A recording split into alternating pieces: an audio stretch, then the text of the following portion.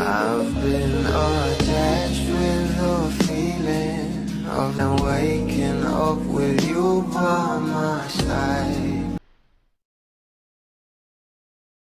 Namang dinumog nga itong ating Bel Mariano Saklan para sa Ati-Atihan Festival. Pero ito na nga guys ang pag-uusapan natin.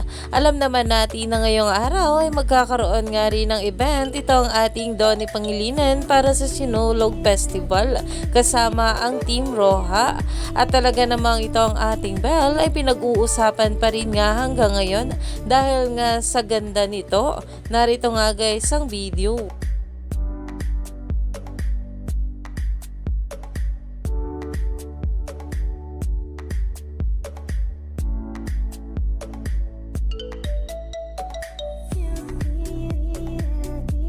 Kaya naman ng mga bula ay napakomento na nga rito na ayon nga sa kanila, she consistently exude a warm and pleasant presence.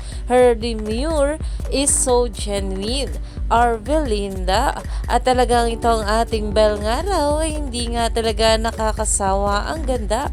Kahit sabihin pa ng mga bashers na hindi nga raw ito gaano nag-ayos, pero kitang kita pa rin talaga at litaw na litaw nga ang ganda ng ating Bel pagdating pa lang nito sa airport. Kaya naman umani pa nga ito ng maraming komento at pinag-uusapan na marami pa talaga tayong dapat abangan sa ating couple ngayong araw.